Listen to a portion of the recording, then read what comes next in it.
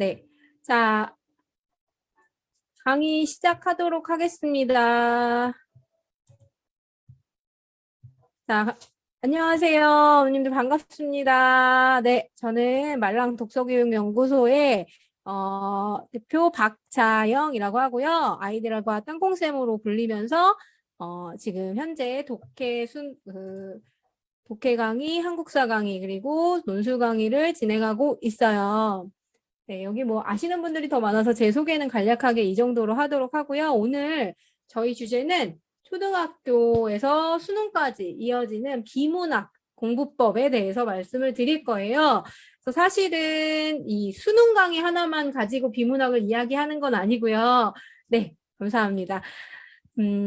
그 수능에서 쓰는 비문학의 어떤 스킬, 뭐 이런 것들은 사실은 또 따로 있어요. 근데 그거를 지금 여기서 이렇게 하세요, 뭐 이건 이렇게 하세요 하는 거를 막 그 디테일하게 말씀드리는 거는 사실 의미가 없을 것 같고, 오늘은 이 수능이라는 게 어떻게 되어 있고, 그다음에 초등학교에 중학교 때는 어떻게 대비해야 될지 이런 부분에 대해서 조금 언급을 해드리려고 해요. 그래서 90분 강의이고요. 사실은 그 문제집들을 제가 초등학교부터 고등학교까지 다 가지고 있고 비교를 해본 결과에 대해서 말씀을 드린다. 이렇게 생각하시면 될 것 같습니다. 자, 그래서 목차를 보시면요. 첫 번째, 수능 국어가 도대체 얼마나 어렵길래 이렇게들 특히 비문학이 얼마나 어렵길래 다들 이렇게 비문학 하는지 문해력, 독해력 이렇게 얘기를 하는지 한번 살펴보려고 하는데요. 여러분들께 제가 워크지를 다 보내드렸어요. 그래서 그 프린트해 54 말씀을 드렸었는데 네, 프린트 하신 거 옆에다가 두시고 같이 들어주시면 될 것 같아요. 그리고 수능의 평가 목표는 어떤 거고 범위는 어느 정도 돼서 이게 기출지문하고 교과서하고 비교하면서 제가 이렇게 나온다라고 말씀을 드릴 거고요. 그러면 이렇게 범위가 되어 있을 때 초등은 어떻게 대비를 해야 될지 그 부분에 대해서 네, 첫 번째 장에서 말씀을 드리고요. 두 번째 장에서는 그렇다면 중학생, 초등학생이라면 어떻게 준비를 해야 될지 이 문해력의 4가지 요소를 각각 설명을 해드리면서 그 설명한 부분에 대비하는 방법에 대해서도 말씀을 드리도록 하겠습니다. 그래서 문제지가 반드시 있으셔야 되고요. 그 문제지 가지고 제가 설명을 드릴 거예요. 자, 그럼 첫 번째 장부터 들어가 보도록 하겠습니다. 자, 수능 국어 얼마나 어렵길래, 비문학이 얼마나 어렵길래 라고 되어 있어요. 자, 요게 지난번에 제가 그 독해 문제집 특강을 할 때도 보여드렸었는데 업그레이드가 된 거를 제가 다시 한번 입력을 해봤어요. 쭉 이렇게 비교를 했었어요. 그래서 보시면 2017년부터 2022년 올해까지의 수능 점수예요, 이게. 원점수, 표준점수 이렇게 되어 있는데 표준점수는 일단 무시하시고요. 원점수만 보시면 됩니다. 표준점수가 낮으면 쉬웠던 편에 속하고 표준점수가 높을수록 어려운 편에 속하는데요. 자, 보시면 지금 2017년, 18년 이렇게 보시면 90점대였는데요. 지금 이게 어떻게 되냐면 2019년에 84점이 1등급으로 떨어져요. 84점이 1등급. 그 다음에 2020년에 다시 90점대로 올라가다가 다시 21년에 88점, 그 다음에 올해가 84점. 그래서 2019년하고 2022년이 84점으로 지금 동등하고요. 심지어 이번에는 이 선택 과목이라는 게 이렇게 들어가 있어요. 그래서 변화가 있어요. 지금 보시면 예전에는 그냥 국어는 똑같이 풀었었는데 뭐 AB형이 있었던 2016년도 있긴 있지만 그 뒤에 화법과작문, 언어와 매체 이렇게 선택 과목이라는 게 주어지고 그 선택 과목에 따라서 아이들이 그 자기가 좀 더 쉽게 풀 수 있는 부분들을 선택할 수 있게 되어 있어요. 중요한 건 언어와 매체가 좀 더 어려워서 한 개 정도 더 틀린다는 게 지금 커트라인이에요. 이게 왜 그런 건지 비교를 좀 해드릴게요. 왜 그런 건지 보시면 이것 때문에 그래요. 이제 시험지를 한번 보실 거예요. 시험지를 한번 같이 보실게요. 왜 이렇게 어렵냐? 이게 비문학 때문에 어려운 거거든요. 비문학을 이렇게 보시면 시험지 다 가지고 계실 텐데 가지고 계신 분들 이렇게 넘겨가시면서 보세요. 자, 시험지를 보시면 첫 번째 나온 게 독서 이론이라고 이렇게 나와 있어요. 독서 이론. 요게 지금 현재 고등학생이 배우고 있는 독서라는 과목에 들어있는 거고 요게 독서 방법에 대해서 물어보는 문제예요. 독서 방법. 그래서 요게 1번부터 3번까지 되어 있고, 이런 독서를 할 때는 어떻게 독서를 해야 될까? 뭐 이런 것들, 능동적인 독서를 해야 되네, 뭐 성찰을 해야 되네, 뭐 이런 문제들이라 첫 번째 이렇게 나왔고요. 예전에 작년까지만 해도 여기에 화법과 뭐 그다음에 언어와 매체 이런 것들이 앞부분에 나왔는데 이게 확 바뀐 거죠. 그럼 앞부분에 있던 게 어디로 갔냐면 앞부분에 있던 게 저 뒤로 가서 이렇게 지금 보시면 화법과 작문이라고 되어 있죠. 그다음에 네. 이렇게 이제 선택 과목이라고 되어 있는 요게 바뀐 거예요. 이게 올해부터 바뀌어서 언어와 매체를 선택하든 아니면 그 화법과 작문을 선택하든 이렇게 이제 바뀌게 된 거예요. 그래서 언어와 매체는 뭐를 얘기하냐면 간단하게 말씀드리면 그 문법 부분이고요. 그래서 이거는 이제 아마 문과 친구들이 많이 선택을 할 거예요. 네, 위에 보시면 언어와 매체 아니고 화법과 작문 이 부분은 네, 이 부분도 마찬가지로 이제 대화하는 거, 발표하는 거, 기사 쓴 거, 뭐 오류 잡아내는 거, 장문 초고 고치는 거, 뭐 이런 것들에 대해서 이렇게 나온 겁니다. 네, 그래서 이렇게 분석력이 좀 있어야지 푸는 문제들 이런 것들이 이제 구분이 되어 있어요. 요거를 선택을 해서 풀 수 있게 국어가 바뀌었다는 점이 가장 크게 지금 변화된 특징이고요. 그다음에 두 번째로 쭉 보시면 이제 문제를 쭉 보시면 네. 두 번째 나온 게 이게 이제 비문학이 쭉 이어져서 나와요. 예전에는 앞부분에 이제 화법과 작문, 문법 이런 것들이 쭉 나오고 그 다음에 비문학이나 문학이 섞여서 이렇게 나왔다면 시험지 자체의 구성이 여기 보시면 변증법이라는 거 나오죠. 네, 요게 해겔이 나오고요. 근데 요게 지금 인문의 역대급 문제다. 인문지문의 철학 부분이 서양 철학 부분이 나온 거예요. 그래서 요게 턱하니 앞에 나와 있으면 아이들이 이제 굉장히 당황스러워하고 안 읽어지기 시작을 해요. 그래서 이제 문단의 구분은 한 이 정도. 여기서부터 여기까지. 한 페이지가 조금 안 되게 나온 부분인데 이따가 저희 이거 읽어볼 건데요. 굉장히 어렵습니다. 네, 이것 때문에 아이들이 굉장히 힘들어했어요. 자, 이런 지문이 하나 나왔다가 그 다음에 두 번째로 이제 나온 게 또 뭐냐. 10번부터 보시면 기축통화라는 게 나와요. 경제 지문이거든요. 그래서 경제 지문인데 여기 환율이 나오죠. 네, 환율 나오고 수출 수입 같은 거 나오고 경상수지가 나오고요. 지금 저희가 읽으려고 해도 이게 무슨 소린가 할 텐데 이걸 아이들이 읽어요. 이걸 풀어야 돼요. 근데 이제 수능에서 경제 지문 나오면 일단 이 수능은 어렵다라는 게 통설인데 아니나 다를까 이거 아이들이 굉장히 어려워해서 여기서 또 막힌 거예요. 벌써 10번에서 이렇게 확 막혀버리니까 이제 긴장하고 당황하고 안 읽어지고 집중 안 되고 이렇게 된 거죠. 자, 그래서 이것도 13번까지 이렇게 되어 있었고요. 그 다음에 14번 문제를 보시면 요거 잘 보면 여기는 이제 저희 이제 딱 보시면은 조금 친숙하다 느낄 게 뭐냐면 운전하시는 분들 좀 보시면 운전자가 전후 좌우에 장착된 카메라가 있다. 360도 어라운드 뷰 저도 쓰지만 이런 것들에 대해서 이제 나온 거예요. 360도가 비치면서 주차할 때 도움 주고 뭐 이런 것들이 어떻게 원리가 있는지 요거 기술 지문입니다. 네. 비문학이 전체적으로 보면 독서 방법에 대해서 하나 나와 있고 그 다음에 인문지문, 철학지문, 해겔이 나왔고 변증법, 경제지문 나왔고 환율 나오면 제일 어렵다고 하는 환율이 나왔고 기술지문에서 이런 게 나왔어요. 자, 이렇게 나오고 비문학이 끝나요. 네, 여기까지 끝납니다. 네. 그래서 지금 17번까지가 이게 구성은 변함이 없는 게 언제나 한 16문제 정도는 비문학, 16문제 정도는 문학, 그다음에 나머지가 화법, 작문, 문법 이렇게 나오거든요. 고의 구성은 변하지 않았어요.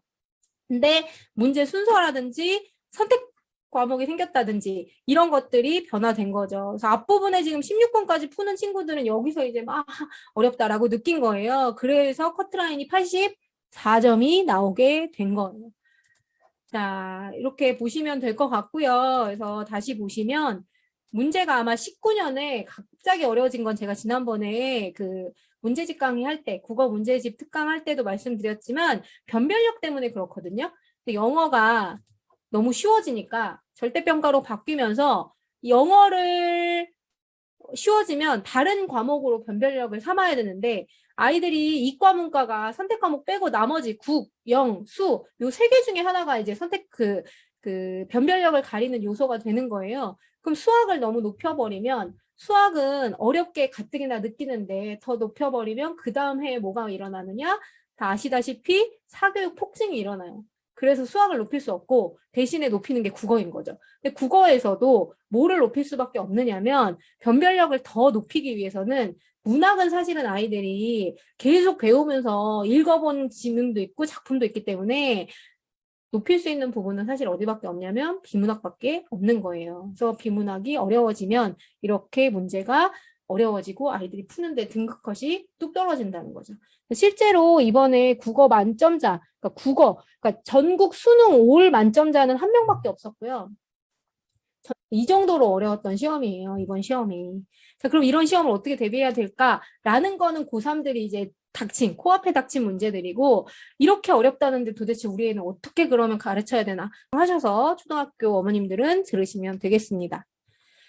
자, 그래서 아까 보셨던 문제 지문들을 제가 여기다 이렇게 올려놨는데, 요거는 한번 이렇게 보시라고 되어 있어요. 근데 정말 재밌는 건 뭐냐면, 제가 아까 말씀을 드릴 텐데, 요 역대급 지문이라고 했던 거를 제가 다 풀라고 안 하고, 제가 이제 알잖아요. 문제를 보면 요거는 풀 수 있겠다, 요건 못 풀겠다 했는데, 저희 큰아이가 5학년이라고 말씀드렸잖아요.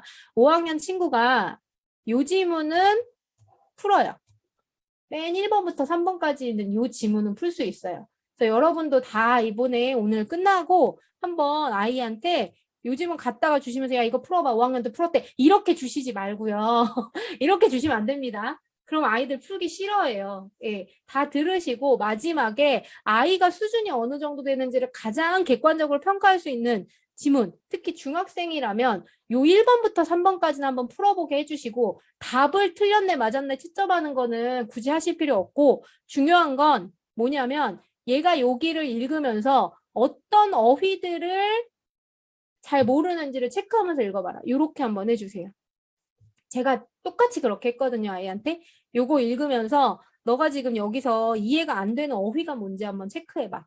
이렇게 읽었어요. 그래서 여기 지금 제가 저희 아이가 지금 푼 거예요.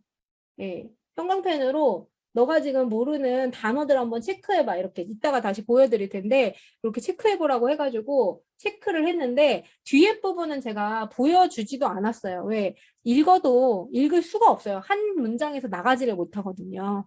그래서 요거는 좀 읽을 수 있겠는데? 라고 생각을 해서 한번 읽어보라고 했고요. 실제로 그리고 문제도 그 3점짜리 문제가 2번인데 2번 빼고는 2개는 맞추더라고요. 네. 요거 아마 초등학교 정도면 대충 풀 수 있을 거고 여기 안에서 아마 어휘력이 조금 뭐가 잘 안 보인다 이건 잘 모르겠는데 라는 단어들이 나올 겁니다. 그거 이따 보여드리도록 할게요. 자, 그래서 보시면 이런 문제들이 1, 2, 3번의 문제예요. 자, 여기 보시면 기억이 뭔지에 대해서 기억이 뭘까 해가지고 나왔는데 여기 사진이 나오죠. 이런 사진 나오면 되게 도움 많이 되거든요. 그러니까 아이가 아마 이 사진을 보고 이 폐허 속에서 사람들이 책을 찾아서 왜 맞을까 하고 읽으면서 아마 이해를 했을 거예요. 자, 그 다음에 2번 문제는 3점짜리인데 요거는 요 보기도 이해하고 여기에 있는 글도 이해하고 이런 두 가지의 추론적인 독해가 필요하니까 아마 초등학생은 못 푸는 거고요. 세 번째도 여기에 있는 내용하고 여기에 있는 지문하고 연결을 해서 읽어서 적용해서 풀어야 되는 문제이기 때문에 어려워했던 거죠. 1번은 쉽게 풀더니 2번은 모르겠다고 하고 3번은 한참 고민하더라고요. 시간을 재실 필요는 없지만 이게 지금 딱 정확히 아이가 가지고 있는 독해 사고력이에요. 그거를 한번 보시라는 거죠. 아이가 똑같이 어떻게 풀고 있는지 그거를 한번 측정을 해보실 수 있습니다. 자, 그 다음에 아까 인문 서양 철학이라는 게 여기 한번 볼게요. 자, 요거 한번 보시면 단어를 한번 보세요. 지금 성인인 우리가 읽어도 저희가 읽어도 정립, 반정립, 종합 이렇게 나왔는데 이거 뭔 소리야? 이렇게 딱 되고 변증법 딱 나오면 머리 아파 이렇게 된다고요. 그리고 나서 나중에 해겔이라는 것도 등장 이거 큰일 났다 이렇게 생각이 들고요. 그 다음에 또 보면 대등한 위상을 지니는 세 범주의 병렬이 아니라 대립적인 두 범주가 조화로운 통일을 이루어가는 수렴적 상향적 구조적 특징 이런 단어들이 나와요. 자, 단어의 어휘의 수준도 보면 이게 도대체 무슨 소리지? 할 정도의 문제들이 나오는 경우가 있습니다. 근데 여기서 벌써 막히니까 뒤에까지 못 가는 친구들 굉장히 많거든요. 이게 바로 큰 문제인 거예요.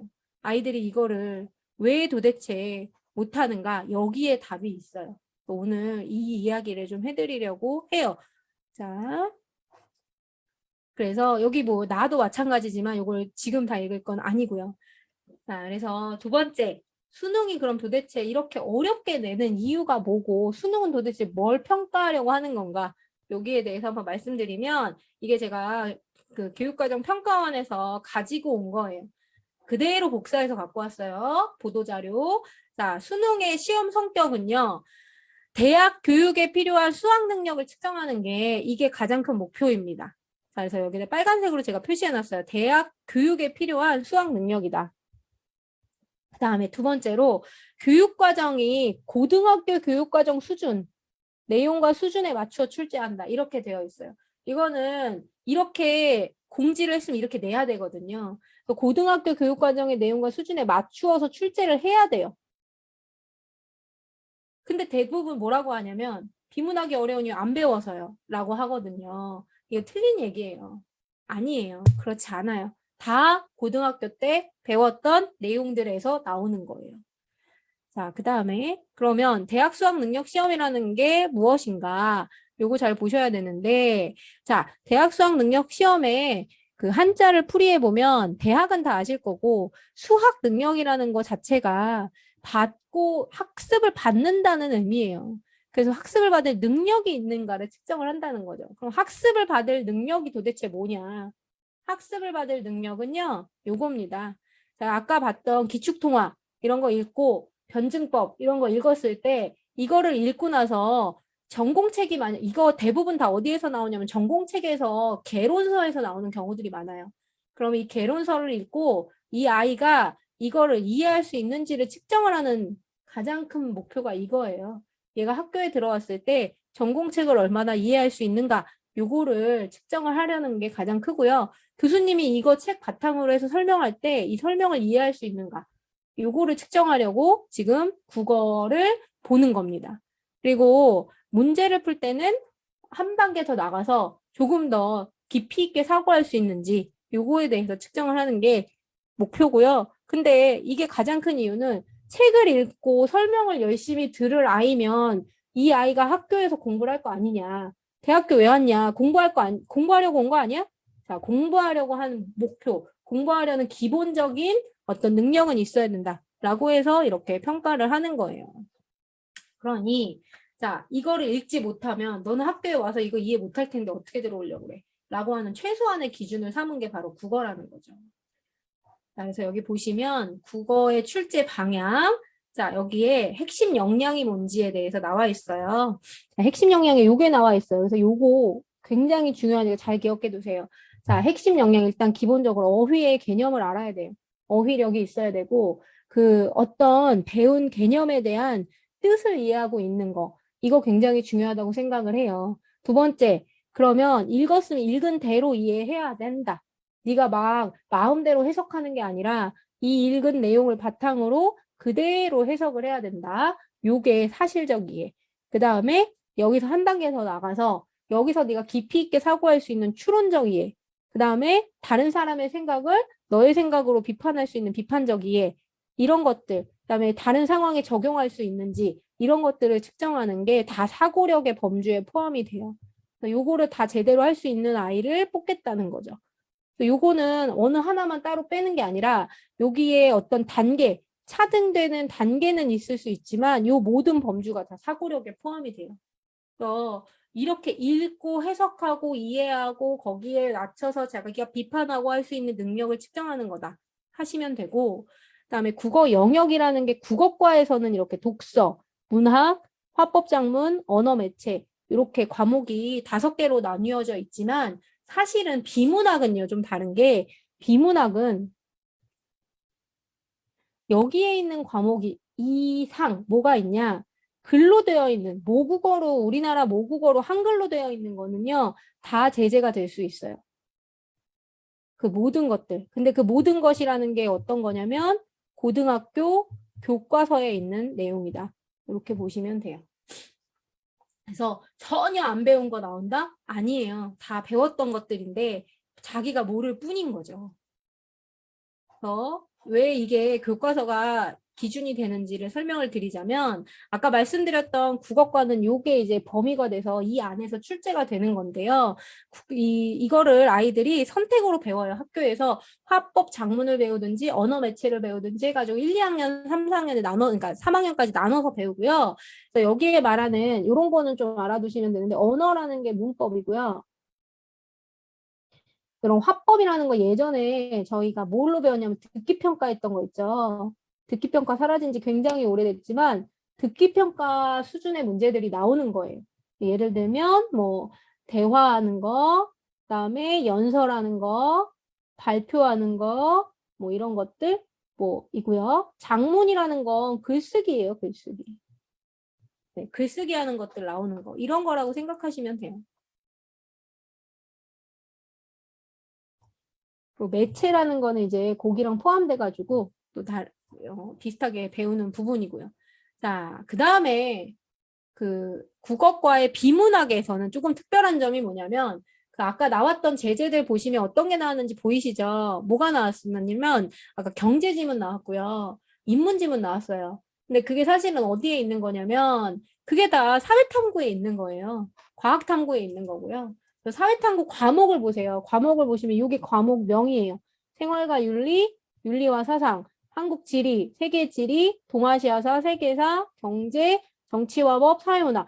요게 지금 고등학교 때 배우는 과목입니다.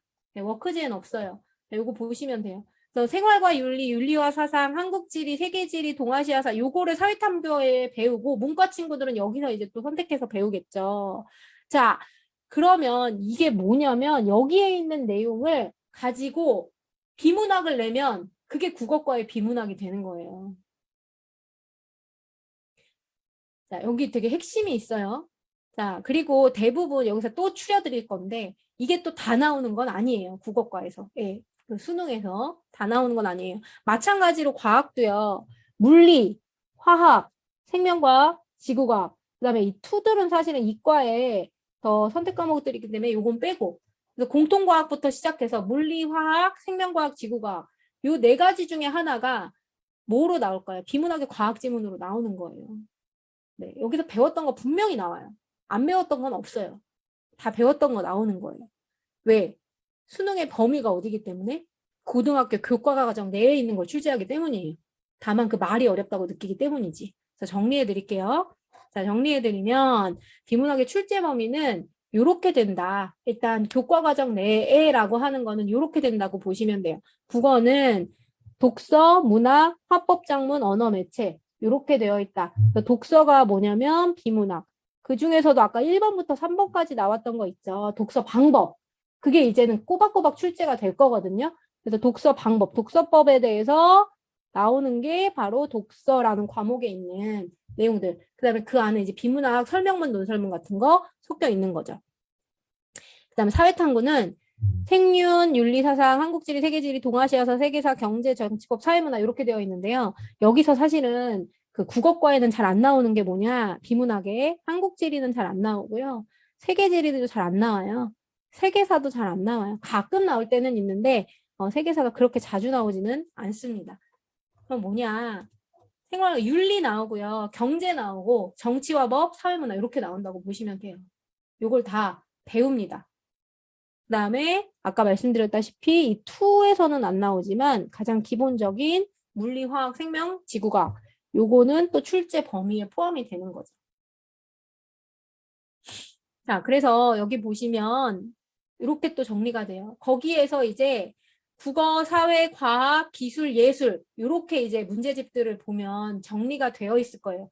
인문, 사회, 과학, 기술, 예술이라고 되어 있는데 기술 같은 거는 사실 아이들이 기술책이 있긴 하겠지만 거기에서 주목받는 신기술을 막 자세하게 배우지는 않아요.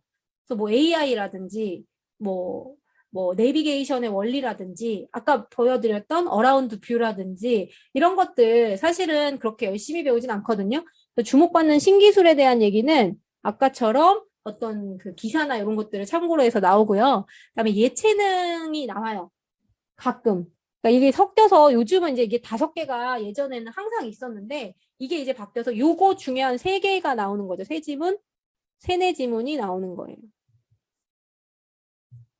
예체능 같은 경우는 음악, 영화, 미술, 연극, 무용, 사진, 체육까지 이렇게 해가지고 광범위한 범위에서 나오는데 이런 범위가 다 어디냐면 개론서 뭐 이런 것들을 가지고 좀 이거를 쉽게 풀어서 고등학교 수준에 맞게 교과 과정과 비슷하게 교과 과정 내에 있는 거. 근데 개론서 언제 배우냐면 대학교 1학년 딱 들어가면 배우잖아요. 그럴 수준으로 낸다는 거예요. 제가 이걸 왜 개론서라고 딱 이제 말씀을 드리냐면 거의 대부분이 그런 경우가 많은데 제가 예전에 문법이 이렇게 글로 나올 때 제가 읽었던 개론서에 있는 내용 그대로가 모의고사에 나온 적이 있었거든요. 그래서 이런 개론서들은 대부분 이렇게 출제할 때 이걸 다듬고 다듬고 다듬는 거예요. 다듬고 다듬고 다듬어서 만들어낸 게 바로 비문학이다라고 생각하시면 됩니다. 요거를 몇 문단 정도, 예전에는 이게 5, 6문단 정도로 나왔는데 요즘은 요거 문단 수는요, 자유자재더라고요. 아까 독서 같은 경우는 4문단 정도 나왔고요. 그다음에 나로 부르는데 해겔 지문도 그 첫 번째 문단은 3문단, 그다음에 두 번째 나 지문도 하나, 둘, 세 개. 3문단인데 이렇게 잘라가지고 내는 경우도 있고. 그래서 문단 개수는 사실 이제 정해진 게 없어요. 막 변화할 거예요, 앞으로도. 요거는 그렇게 중요하진 않을 것 같다. 문단 수는 이렇게 생각하시면 됩니다. 자, 그래서 그 아까 해겔이라는 게 도대체 어디서 나왔느냐? 요 해겔의 변증법은요. 요게 지금 뭐냐면 그 1, 2, 3, 4까지 4단원까지 있는 윤리와 사상이라는 고등학교 목차예요. 고등학교 목차가 지금 이렇게 보여드리는 거예요. 어디에 있느냐면 이거 지금 어디에 있느냐면 여기 빨간색으로 공리주의와 관념론이라고 되어 있는 이 부분에 있어요. 네, 해겔 여기서 나오는 거예요. 네. 그래서 요거 다 배우는 내용인데 요거를 아이들이 안 배웠어요. 뭐 이렇게 얘기한다든지 배웠는지 모르겠어요. 이렇게 되는 거죠. 자, 제가 목차를 왜 보여드렸는지 한번 생각을 해보세요. 왜 갑자기 비문학 얘기하면서 목차를 이렇게 보여주고 있지? 라고 생각을 해보시면 되겠습니다. 그래서 이 중에서 아무거나 나올 거예요. 이 중에서 도가가 나올 수도 있고 유교가 나올 수도 있고 목적론이 나올 수도 있고 쾌락주의가 나올 수도 있고 공리주의가 나올 수도 있고 이게 인문에서 언젠가 한 번씩은 다 다루는 내용들이라는 거죠. 자, 두 번째. 경제 아까 기축통화 나왔잖아요. 환율 나오고 수출 수입 나오고 경상수지 나오고요. 자, 요거요. 어디에 나오냐? 경제가 있어요. 과목 중에 경제라는 과목이 있는데 그 경제라는 과목에 외환시장과 환율이라는 거 반드시 배우고요. 국제수지라는 거 배워요. 자, 요거 배운 내용 중에 나오는 거예요. 자, 그럼 이거 고등학교 수준이잖아요. 그럼 요거를 쭉 끌어와서 중학교로 보면요. 중학교 목차가 이거예요. 이게 1학기 것만 일단 비교를 해보는데 중학교 1학기에 보시면 1단원부터 보면 지도, 위도, 경도, 지리정보. 근데 이거 어디서 많이 보신 것 같지 않으세요?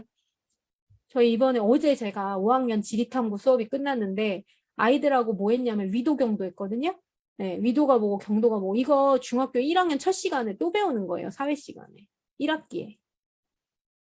자, 그 다음에 뭐 지리정보 기술 활용해가지고 GPS 이런 거 배우겠죠. 자, 그 다음에 2단원을 보시면 기후 나와요. 열대우림기후, 온대기후, 건조기후, 툰드라.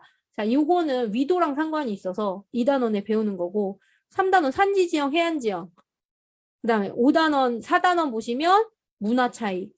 그래서 여기 지금 중학교 1학년을 전체적으로 보시면 지구과학 배운다, 그러니까 한국지리 배운다고 생각하시면 돼요. 한국지리.